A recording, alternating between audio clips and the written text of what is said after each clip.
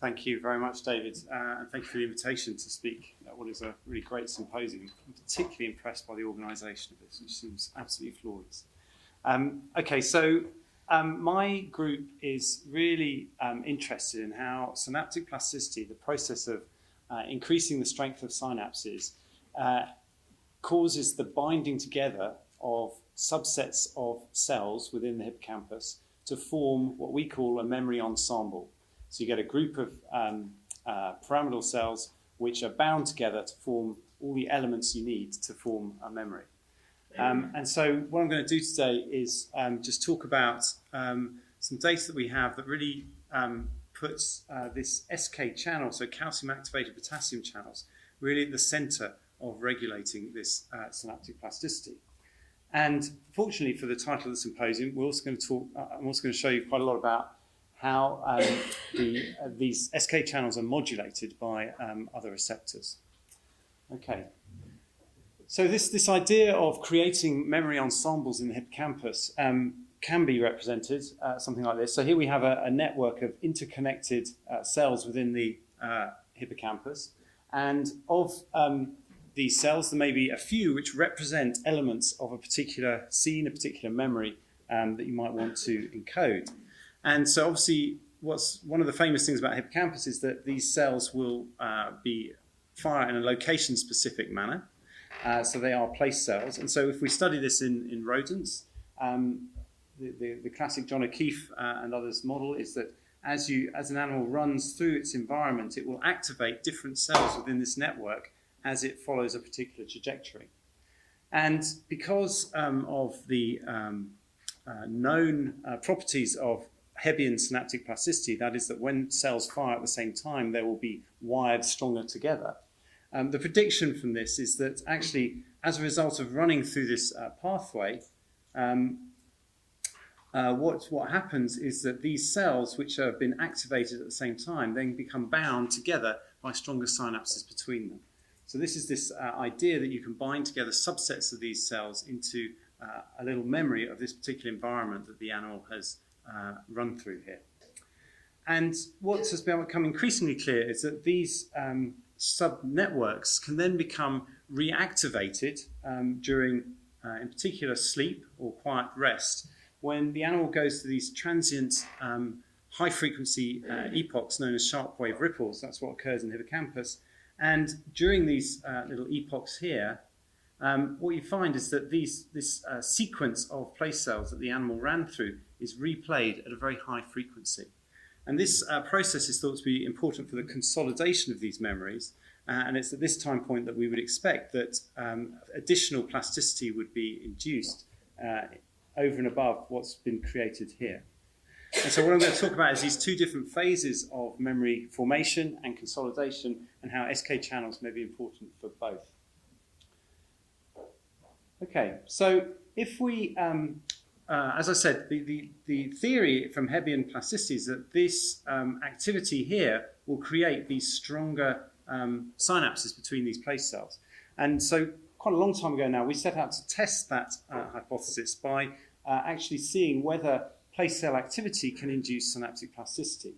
So what we did was to record some place cells. So here's a place cell in CA3 and CA1. You can see they have overlapping place fields. So when the animal would be running in that circular arena, they have overlapping place fields. And if we then replayed that activity recorded in these two cells into synapses in CA1 here, the question is whether or not plasticity could be induced by that replay. And so the experiment is shown here. So we've got the animal. We take the spike trains from this animal, CA3, CA1. We replay the CA3 into the presynaptic axons. We replay the CA1 activity into the postsynaptic CA1 cell. And we've also got a control pathway here. So this is then done in a hippocampal slice recording. And this is the sort of data we see during the replay. So you can see that the CA1 cell spikes when we tell it to. And you also get these EPSPs occurring when we stimulate the CA3 axons impinging on that CA1 pyramidal cell. And so then the question is, well, does this activity actually induce plasticity? And the initial answer was no. So here we've got a baseline recording. We replay the activity here and then record afterwards. And you can see there's no change in the synaptic strength there. So initially that was a problem. We thought, this theory that actually place cells will be bound together might not actually be true. But obviously in our slice, we have cut out a lot of the conditions which would be found in vivo. One of the key ones is the cholinergic system. And so what we did was to replace the lost cholinergic tone by just bath applying this carbachol, which is a non-hydrolyzable analog of acetylcholine. And when we did that in exactly the same experiment, we now get a potentiation of the synaptic response. So it seems that actually the coordinated activity of these place cells can induce plasticity at these synapses, which is good. And so a lot of other work, which I'm going to skate over quite quickly, argued that the mechanism by which this cholinergic input was important for plasticity was shown in this schematic here. So calcium is the key generator for plasticity in this dendritic spine here. So this is the postsynaptic dendritic spine. So calcium will generate LTP. And that calcium comes through either NMDA receptors or voltage-gated calcium channels. In fact, probably both. And so if you get, the theory goes, if you get enough activation of these receptors, then you will get sufficient calcium and therefore LTP. But what we and others have found is that this calcium can activate these SK channels, so calcium-activated potassium channels, which will then be hyperpolarize the membrane potential of that spine, which of course will inhibit the activity of these two voltage-dependent conductances. And so what you have here then, in this just little section here, is a negative regulatory feedback loop for the activity of NMDA receptors and control of calcium within the spine. And so these SK channels form a sort of central and pivotal point within this spine regulatory mechanism. And what we found was that these muscarinic M1 receptors sat within spines as well are able to inhibit SK channels. And so obviously if you take out this negative regulatory system, then that leaves these NMDA receptors and voltage-gated calcium channels to be free to be as active as they want, and so you'll generate a lot more calcium.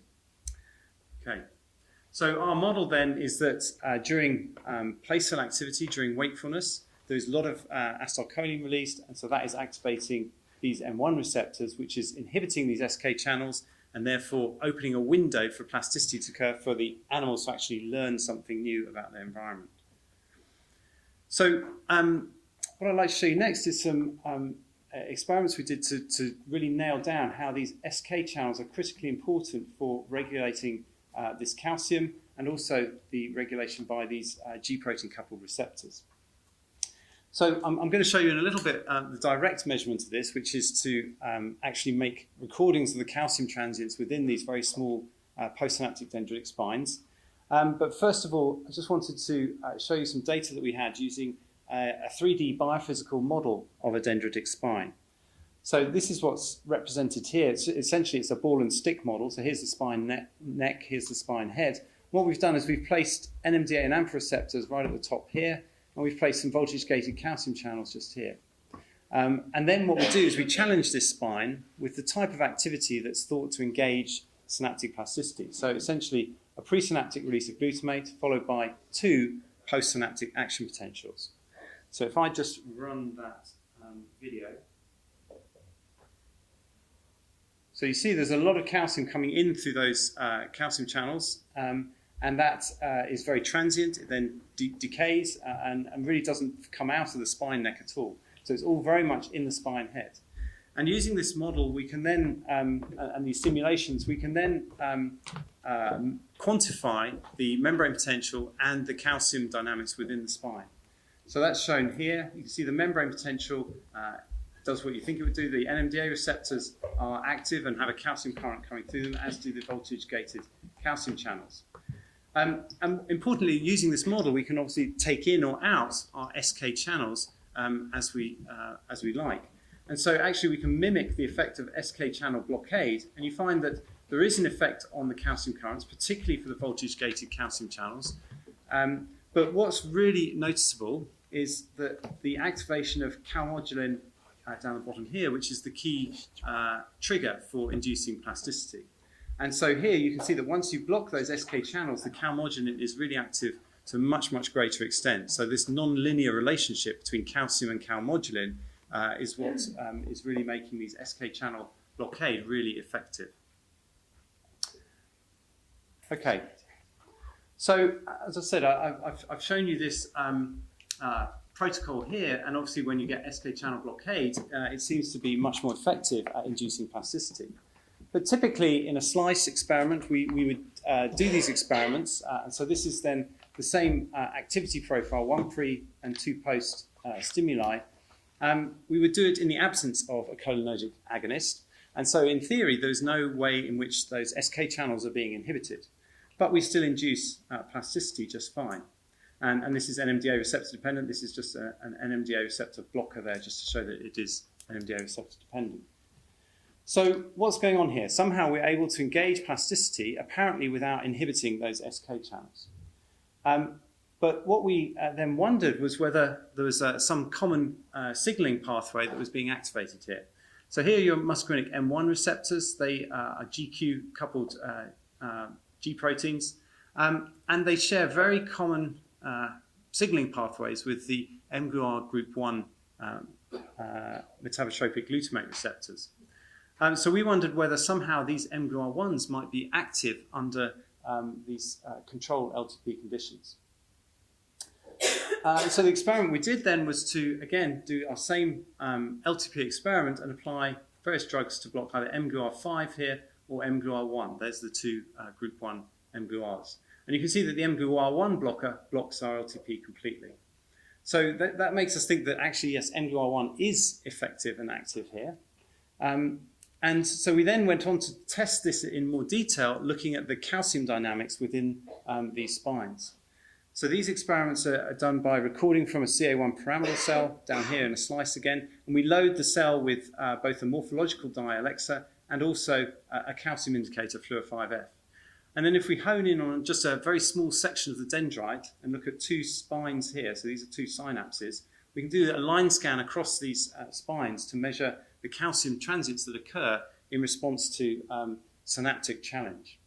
So again, here's our LTP induction protocol. We have presynaptic followed by 2 postsynaptic stimuli, and you can see the calcium sparks occurring in those spines.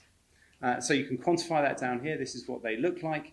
And then, of course, we can then look at what happens when we block those metabotropic glutamate receptors. So this is the data here. So this is an average from 1 recording. You can see that the level of calcium due to each challenge is reduced when we apply the mGluR1 antagonist. But of course, if this is the case, then we would expect maybe these receptors and SK channels to also be able to regulate those calcium transients.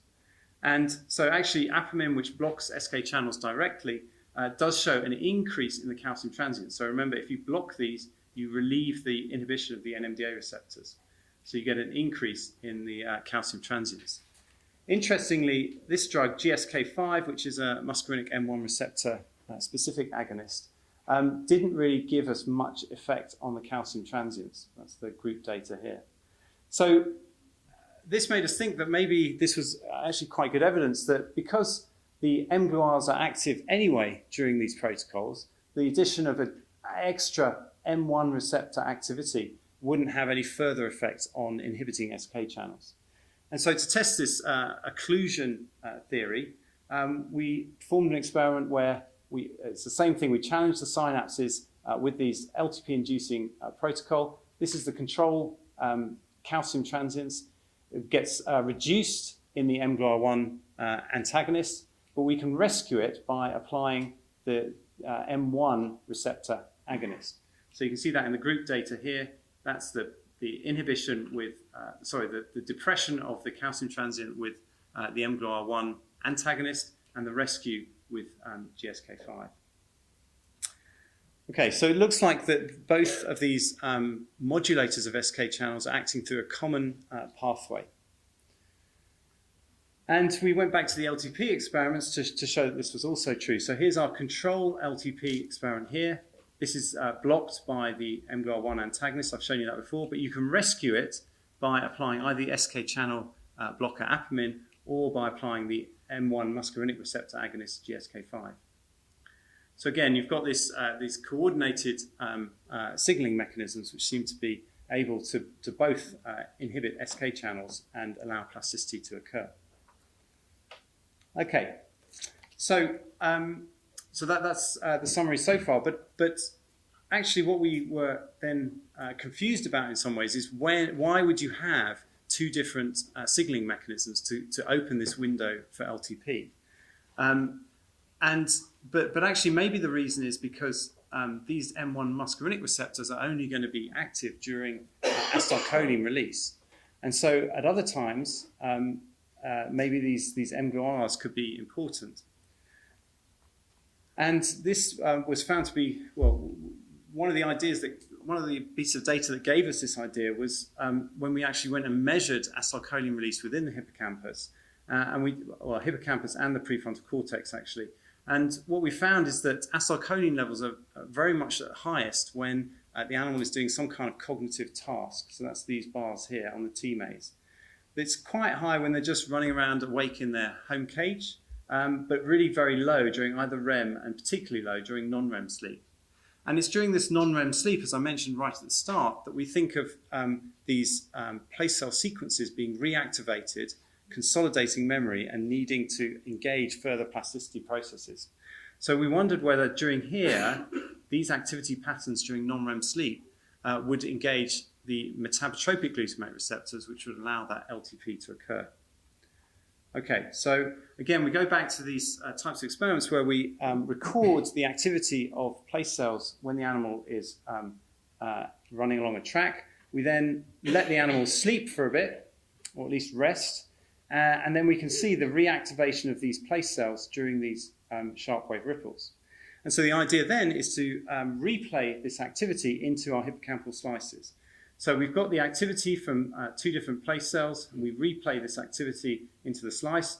But critically, during these sharp wave ripples, it's been shown that there is this quite marked depolarization, particularly of the dendrites in these CA1 pyramidal cells. And so in order to recreate that depolarization, we also had another stimulating electrode here to stimulate some synaptic inputs to generate this depolarization. And when we combine all that together, there's the natural spike train plus the sharp wave ripple, we can generate plasticity from these pairs of place cells. And interestingly, that was completely blocked by applying the metabotropic glutamate receptor antagonist. So interestingly, if you don't have this sharp wave ripple input, you don't generate plasticity.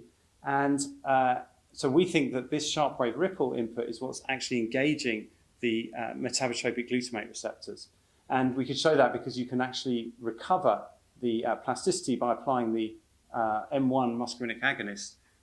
Again, it's a sort of rescue experiment showing that both of these receptors are sort of acting in tandem to inhibit these SK channels again. Okay, so this is the summary. So what the model that we're working on at the moment is that these M1 muscarinic receptors are really important for opening a plasticity window when the animal is actually learning something, forming the memories. Whereas when the consolidation of that memory is occurring and you get this place cell reactivation, that's when the metabotropic glutamate receptors are really important to reopen that window of plasticity. So I will stop there. That's my group. Actually, a lot of the calcium imaging was done by this postdoc, Cesar Tigaret, who's now got a position in Cardiff, and these are some of the other lab members who contributed. And thank you, obviously, to our funders, and this is a list of various people we've collaborated with over the years.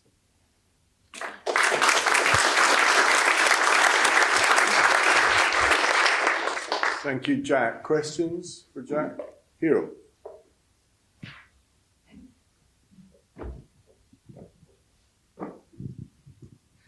Thank you for a beautiful presentation.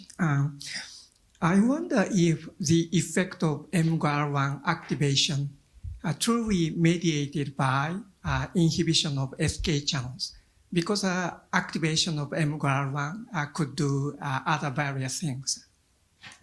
Yeah, I mean, obviously we can't rule that out, and almost certainly it will be doing other things. I mean, there are well-known pathways where you activate mGluRs, where they have other intracellular pathways which are activated, which are important for plasticity.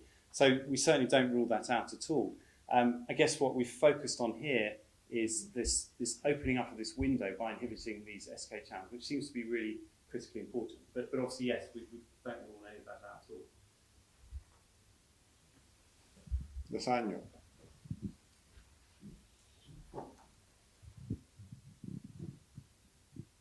Thanks for your great talk. I was wondering, did you try an M1 antagonist when you were trying to mimic the slow wave sleep in the slices? Right, so no, we haven't. So obviously the cholinergic tone in the slice is very low. Yeah. So we wouldn't necessarily see a reason why we would think that those M1 receptors would be activated in our slice experiments unless we actually apply some agonist or do the optogenetic. You won't be activating any of the afferents, just. Well, yeah. So yes, you're right. You might be activating some of them, but we've found when we've tried to do that in the past, it's actually incredibly difficult to get any sort of amount of acetylcholine released when you try and stimulate the slice. You basically have to bulk stimulate the whole slice, which is, yeah. Thanks. Derek. In an SK channel knockout, what happens to the behavior of the mice? Do they learn? Yeah, you are asking a question I don't know the answer to initially. I should know that. I can't. Do a conditional knockout, right? Yeah, so I don't know of anyone who's done the conditionals for example, for CO1 parameter cells. You know, I mean, what would you predict with it? Because probably a prediction. Right? Yeah. I mean, you would predict that they'd have far too much plasticity, but almost certainly that they would then homeostatically regulate that to make sure that wasn't the case. Because otherwise, you just got, your synapses would just be blitzed the whole time with calcium. Right? Yeah, but I just wondered if it was learning. Yeah. Well, you expect not because they're learning everything. Right. You need to learn specific things and not everything. But you're right. There probably would be something. Yeah.